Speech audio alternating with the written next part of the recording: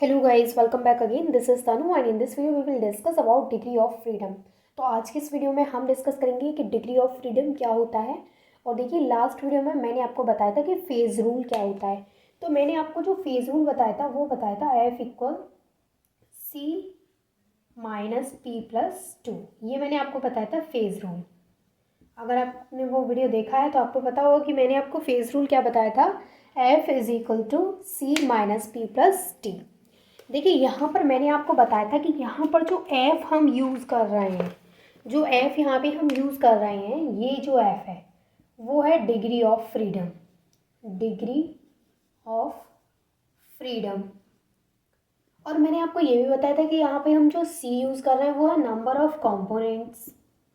Number of components. और यहाँ मैंने आपको बताया था कि जो पी है यहाँ पर वो है number of phases. Number of phase. ये चीज़ मैंने आपके साथ डिस्कस की थी। मैंने आपको बताया था फेज़ रूल के बारे में। और मैंने जो आपको फेज़ रूल बताया था वो बताया था F is equal to C minus P plus 2। जहाँ पे मैंने आपको एफ का मीनिंग बताया था, यहाँ पे एफ है वो है डिग्री ऑफ फ्रीडम, जो सी है यहाँ पे वो है नंबर ऑफ कंपोनेंट्स, एंड जो पी है यहाँ पर वो है नंबर ऑफ फेज। तो मैं आपको एक चीज़ और बता देती हूँ कि यहाँ पर जो कंपोनेंट्स होते हैं, कंपोनेंट्स क्या होते हैं और फेज़ क्या होते हैं, इन दोनों चीज़ों को मैं आपको बहुत ही अच्छे से अलग अलग वीडियो में एक्सप्लेन कर चुकी हूँ। यानी एक वीडियो में मैंने आपको बताया था कि फेज़ क्या होते हैं, और उसके बाद मैंने दूसरी वीडियो में आपको बताया था कि कंपोनेंट, नंबर ऑफ कंपोनेंट्स क्या होते हैं। तो मुझे लगता है आपने वो वीडियो देख रखे होंगे, नहीं देखे तो आप जा करके देख सकते हैं कि फेज़ क्या होता है और कंपोनेंट्स क्या होता है। आज हम जो बेसिकली बात करने वाले हैं वो है डिग्री ऑफ फ्रीडम। आज हम डिग्री ऑफ फ्रीडम यानी कि इस एफ के बारे में बात करेंगे। तो चलिए स्टार्ट करते हैं। देखिए, डिग्री ऑफ फ्रीडम क्या होता है, इसको सबसे पहले मैं आपको एक एग्जांपल की हेल्प से समझाती हूँ। लेट्स सपोज कि हमारे पास एक सिलेंडर है। ये है हमारे पास एक सिलेंडर, ठीक है।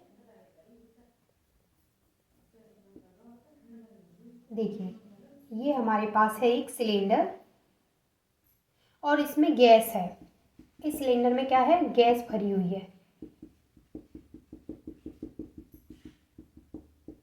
तो ये हमारे पास एक सिस्टम है और इसमें क्या है, इसमें गैस भरी हुई है। अब हमें इस सिस्टम की कंडीशंस को बताना होगा। तो हमें इसकी कंडीशंस को बताने के लिए कुछ वेरिएबल की ज़रूरत पड़ेगी। वेरिएबल क्या होते हैं, जैसे टेम्परेचर है, प्रेशर है, कंसंट्रेशन है, ये क्या होते हैं, ये वेरिएबल होते हैं। तो अगर मैं कहूँ कि इस सिस्टम की कंडीशंस को डिफ़ाइन करिए, तो इस सिस्टम की कंडीशंस को डिफ़ाइन करने के लिए हमें किसकी ज़रूरत पड़ेगी, वेरिएबल की ज़रूरत पड़ेगी। जैसे अगर मैं इस सिस्टम के लिए बात कर रही हूँ तो इस सिस्टम की कंडीशंस को डिफ़ाइन करने के लिए हमें ज़रूरत पड़ेगी प्रेशर, वॉल्यूम एंड टेम्परेचर की। तो अगर हमें इस सिस्टम के लिए प्रेशर, वॉल्यूम एंड टेम्परेचर की वैल्यू पता चल जाती है तो इस सिस्टम की कंडीशंस को हम डिफ़ाइन कर सकते हैं। ऐसा भी हो सकता है कि अगर हमें इनमें से किसी दो चीज़ों की वैल्यू पता चल जाए, यानी ये जो हमारे पास तीन वैल्यू हैं, इनमें से अगर हमें किसी दो वैल्यू को पता करने अगर हम, तो हम किसी तीसरी वैल्यू को उनकी हेल्प से निकाल सकते हैं। तो देखिए, जो डिग्री ऑफ फ्रीडम होती है वो क्या होती है, यानी वो कम से कम वेरिएबल की वैल्यू, जो वेरिएबल हमने यहाँ पे यूज़ कर रखे हैं, वेरिएबल की सबसे कम वैल्यू जिसकी हेल्प से हम उस सिस्टम की कंडीशंस को डिफ़ाइन कर सकते हैं, वो होती है डिग्री ऑफ फ्रीडम। जैसे एक और एग्जांपल से समझते हैं तब अच्छे से क्लियर होगा। जैसे हमारे पास है ये कंटेनर, ठीक है। हमारे पास ये एक बंद कंटेनर है जिसमें क्या है, इस कंटेनर में, यानी ये वाटर सिस्टम है। लेट्स सपोज ये वाटर सिस्टम है जिसमें H2O से, सबसे पहले ये जो H2O है वो सॉलिड है यानी आइस है, और उससे हमें क्या मिल रहा है, लिक्विड, और उससे हमें क्या मिल रहा है, वेपर, ठीक है। अब देखिए, यहाँ पर ये क्या है, सॉलिड स्टेट में आइस है, ये वाटर है, और ये यहाँ पे वेपर है। तो कुछ सिस्टम ऐसे होते हैं जिनके लिए अगर हम डिग्री ऑफ फ्रीडम की बात करें, जैसे यहाँ पर वाटर है तो यहाँ पे आइस है, आइस से वाटर, वाटर से वेपर में कन्वर्ट हो रहा है। तो कुछ सिस्टम ऐसे होते हैं जिनके लिए हमें वेरिएबल की ज़रूरत नहीं पड़ती है, यानी कि ये सिस्टम ऐसे होते हैं जिनको हमें पहले से ही पता होता है कि किस टेम्परेचर पर ये जो आइस है वो मेल्ट होकर के वाटर में कन्वर्ट हो जाएगी और किस टेम्परेचर पर वाटर वेपर में कन्वर्ट हो जाएगा। तो इसके लिए हमें वेरिएबल्स की ज़रूरत नहीं पड़ती है। लेकिन कुछ सिस्टम ऐसे होते हैं जैसे कि ये वाला सिस्टम, तो इसके लिए इसकी कंडीशंस को बताने के लिए हमें इन वेरिएबल्स की ज़रूरत पड़ेगी ही पड़ेगी। अब इनमें से किसी दो वेरिएबल, अगर हमारे पास इनमें से कोई दो वेरिएबल हैं तो हम तीसरे को यहाँ से निकाल सकते हैं। तो ये भी हो सकता है। अगर इन तीनों में से किसी दो की वैल्यू भी हमारे पास होती है तो हम इस सिस्टम की कंडीशंस को डिफाइन कर सकते हैं। ठीक है, तो मेरा कहने का मतलब ये है कि डिग्री ऑफ फ्रीडम क्या होते हैं। तो देखिए, किसी सिस्टम की डिग्री ऑफ फ्रीडम जो होती है वो छोटे से छोटा नंबर होता है। जैसे कि अगर मैं इस सिस्टम की बात करूं तो इस सिस्टम की अगर मुझे डिग्री ऑफ फ्रीडम बतानी है तो इसकी डिग्री ऑफ फ्रीडम क्या होगी। तो जितने वेरिएबल मैं कम से कम यूज़ करूँगी इस सिस्टम की कंडीशंस को बताने के लिए, उन वेरिएबल का जो नंबर होगा वो कम से कम नंबर जिसकी हेल्प से मैं इस सिस्टम के कंडीशंस को डिफाइन कर सकती हूँ, वो नंबर क्या होगा, वो उसका डिग्री ऑफ फ्रीडम होगा। लेट्स सपोज कि मैंने आपको बोला था अभी कि ये हमारे पास एक सिस्टम है और मैंने आपको बताया कि इस सिस्टम की कंडीशंस को डिफाइन करने के लिए हमारे पास प्रेशर, वॉल्यूम एंड टेम्परेचर की वैल्यू हमें पता होनी चाहिए। तो मैंने आपको बताया था कि अगर हमारे पास ये जो वेरिएबल हैं इनमें से किसी दो वेरिएबल की वैल्यू भी होती है तो हम उसकी हेल्प से इस तीसरे की वैल्यू को निकाल सकते हैं और हम फिर उसकी हेल्प से इसकी कंडीशंस को बता सकते हैं।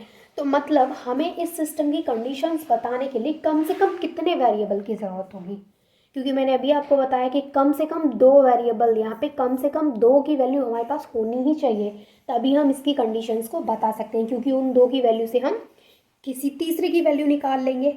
जैसे एक फॉर्मूला भी होता है PV इजिकल्स टू RT, तो अगर हमारे पास PV की वैल्यू हो तो हम इसकी वैल्यू निकाल लेंगे T की। तो यहाँ पर कहने का मतलब ये है कि यहाँ पर अगर हम इस सिस्टम की बात करें तो यहाँ पर कोई दो वेरिएबल हमारे पास होने ही चाहिए, तभी हम इस सिस्टम की कंडीशंस को बता पाएंगे। तो कम से कम कितने वेरिएबल की ज़रूरत है इस सिस्टम की कंडीशंस बताने के लिए। तो इस सिस्टम की कंडीशंस बताने के लिए कम से कम दो वेरिएबल होने ही चाहिए। तो इस सिस्टम की जो डिग्री ऑफ फ्रीडम होगी वो क्या होगी, इस सिस्टम के लिए डिग्री ऑफ फ्रीडम क्या होगी, दो होगी। क्यों होगी, क्योंकि कम से कम दो वेरिएबल की वैल्यू हमें पता ही होनी चाहिए। कम से कम दो वेरिएबल का नंबर हमें पता होना चाहिए, जिसकी हेल्प से हम क्या कर सकते हैं, हम इसकी कंडीशंस को डिफाइन कर सकते हैं। बात करें इस सिस्टम की, तो मैंने जैसे अभी आपको बताया कि इस सिस्टम में क्या है कि कुछ चीज़ें हमें पहले से ही पता होती हैं, कि ये चीज़ें हमें पहले से ही पता है, तो इसके लिए हमें किसी वेरिएबल की ज़रूरत नहीं है। इसके लिए हमें किसी वेरिएबल की ज़रूरत नहीं है। इसका मतलब इसके लिए जो डिग्री ऑफ फ्रीडम की वैल्यू होगी वो क्या होगी, इसके लिए जो डिग्री ऑफ फ्रीडम की वैल्यू होगी वो क्या होगी, ज़ीरो होगी, क्योंकि हमें किसी की भी ज़रूरत नहीं है, सभी चीज़ें पहले से पता होती हैं। अब हम एक और एग्जांपल लेकर के समझते हैं। यहाँ पर मैंने आपको बताया कि इस सिस्टम के लिए डिग्री ऑफ फ्रीडम क्या होगा, ज़ीरो होगा, क्योंकि यहाँ पर हमें किसी वेरिएबल की ज़रूरत नहीं है इसकी कंडीशंस को डिफाइन करने के लिए। अब मैं आपको एक और इसका एग्जांपल कराती हूँ, फिर हम इसकी डेफिनेशन को भी डिस्कस करेंगे कि डेफिनेशन क्या है इसकी। सबसे पहले ये हमारे पास एक सिस्टम है जिसमें CO2 एंड N2, इसमें CO2 एंड N2 गैस है और ये इक्विलिब्रियम पर, ठीक है। ये हमारे पास एक सिस्टम है। तो इस सिस्टम की अगर हमें कंडीशंस बतानी हो कि इस सिस्टम की क्या क्या कंडीशंस हैं उनको डिफाइन करिए, तो इस सिस्टम की कंडीशंस को बताने के लिए हमारे पास टेम्परेचर, प्रेशर एंड कंसंट्रेशन की वैल्यू हमें पता होनी चाहिए। यानी ये तीन वेरिएबल की वैल्यू हमें पता होनी चाहिए। कम से कम इन तीन वेरिएबल की हेल्प से हम क्या कर सकते हैं, इसकी कंडीशंस को डिफाइन कर सकते हैं। तो जैसे मैंने अभी आपको सिलेंडर वाला जो सिस्टम था उसमें बताया था कि वहाँ पर तीन वेरिएबल की वैल्यू होनी चाहिए।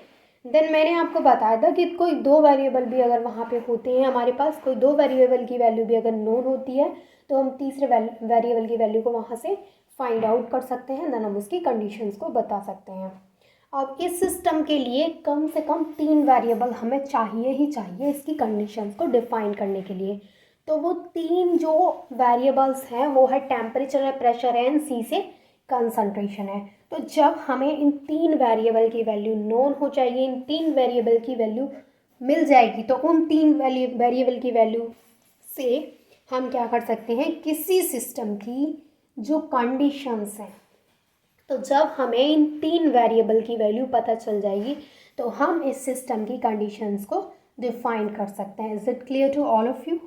अब मैं आपको इसकी डेफिनेशन समझाती हूँ। मैंने अभी आपको 3 एग्जांपल्स इसके समझाए और अब जब मैं इसकी डेफिनेशन को डिफाइन करूँगी तो मुझे लगता है आपको बहुत ही अच्छे से क्लियर हो जाएगा कि डिग्री ऑफ फ्रीडम क्या होता है। तो डिग्री ऑफ फ्रीडम की जब हम डेफिनेशन लिखेंगे तो डेफिनेशन क्या लिखेंगे, डेफिनेशन